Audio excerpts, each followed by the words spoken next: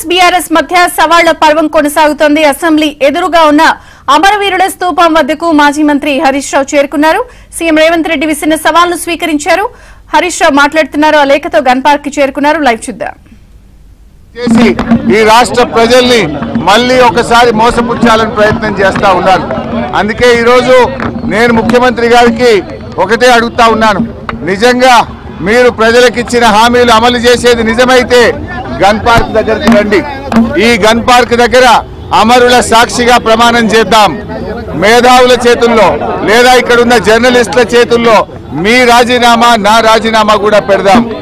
August 15లోగా ఏకకాలంలో 2 లక్షల రుణమాఫీ 100 రోజుల్లో అమలు చేస్తామన్నాయి. బాండ్ పేపర్ల మీద రాసిచ్చిన 6 గ్యారంటీలు అమలు చేస్తే నా రాజీనామా పత్రాన్ని నేరుగా స్పీకర్ గారికి ఇవ్వండి. నేను మళ్ళీ ఉప ఎన్నికల్లో పోటీ కూడా చెయ్యను అని ఇప్పటికే స్పష్టంగా చెప్పాను. ఒకవేళ 6 రుణమాఫీ చేయకపోతే మీ రాజీనామాను గవర్నర్ గారికి ఇవ్వడానికి మీరు సిద్ధంగా ఉన్నారా అని నేను అడుగుతా ఉన్నా. ఓట్లు పెట్టుకొని బాండ్ పేపర్ల మీద రాసిచ్చిన హామీలు రాజీనామా చేయడానికి ఎందుకు వెనుక వేస్తున్నారు?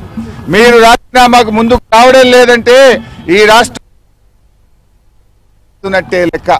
ఒకవేళ మీకు రావడానికి ఇక్కడ ఇబ్బందిగా అమరుల స్తూపం దగ్గర, ఎందుకంటే మీరు ముఖ్యమంత్రి అయిన తర్వాత ఏనాడు అమరవీరుల స్తూపానికి 2 పూలు పెట్టింది లేదు, శ్రద్ధాంజలి ఘటించిన చరిత్ర మీకు లేదు. ఇది నిజంగా దురదృష్టం కూడా. ఈ ఒకవేళ మీకు రావడానికి ఇబ్బంది ఉంటే మీ పిఏ ద్వారా పంపండి, లేదా మీ స్టాఫ్ ద్వారా పంపండి.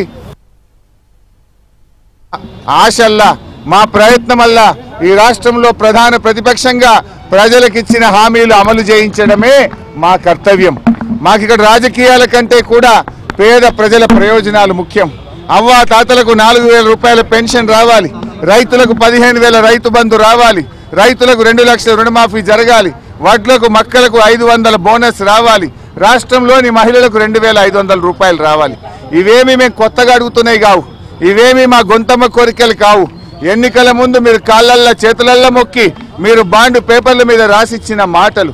స్వయంగా సోనియా గాంధీ గారు రాష్ట్ర ప్రజలకు లేఖ రాశారు. ఈ 6 గ్యారంటీలను 100 రోజుల్లో అమలు చేయించే బాధ్యత మాది అని స్వయంగా సోనియా గాంధీ గారే రాష్ట్ర ప్రజలకు లేఖ రాశారు. అందువల్ల ఈ రాష్ట్ర ప్రజలకు మీరు ఇచ్చిన హామీలు అమలు చేయమని అడుగుతున్నాం. ముందు బేషరతుగా మీరు క్షమాపణ చెప్పాలి. ఎందుకంటే డిసెంబర్ 9న తొలి సంతకం 6 గ్యారంటీల మీద పెడతామని, రుణమాఫీ మీద పెడతామని మాట తప్పినందుకు ముందు క్షమాపణ చెప్పండి. ఇకనైనా ఆగస్టు 15 అమలు చేస్తే మాకు సంతోషం.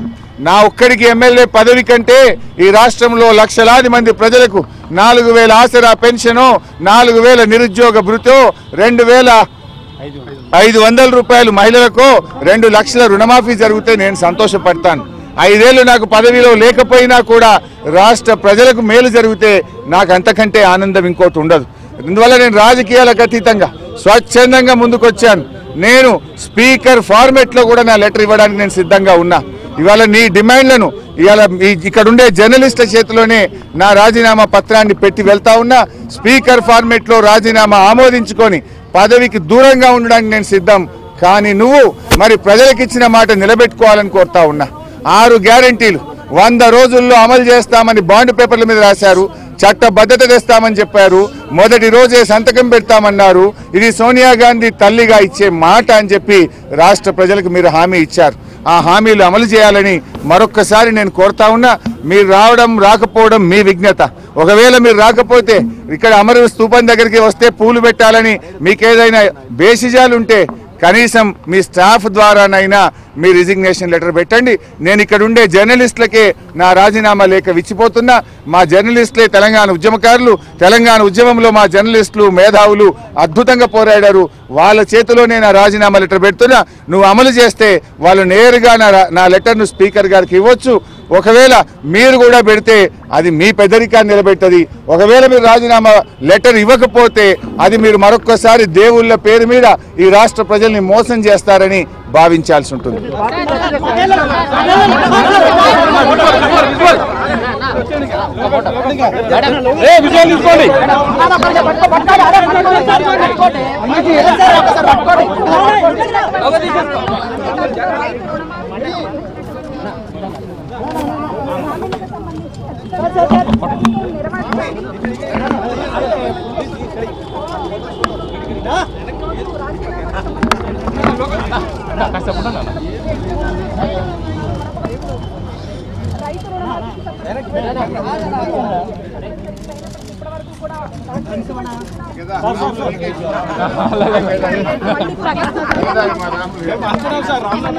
అంతేకాకుండా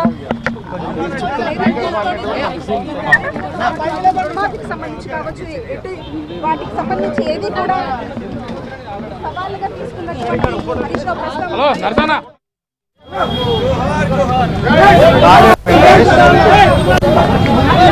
బండారు లక్ష్మారెడ్డి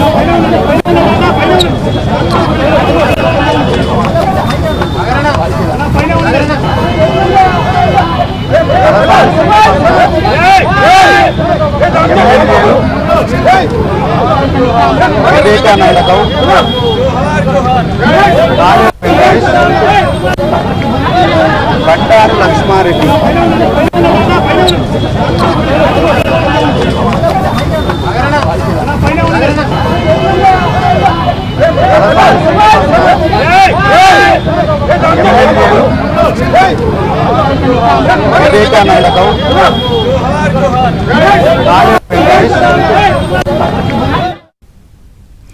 గన్ పార్క్ దగ్గరికి రాజీనామా లేఖతో హరీష్ రావు చేరుకున్నారు. గ్యారంటీలు అమలు చేస్తే నేను రాజీనామా చేస్తానంటూ కూడా మీడియాకు వెల్లడించారు. మొత్తానికైతే సీఎం రేవంత్ రాజీనామా లేఖతో కూడా రావాలని మరొకసారి సవాల్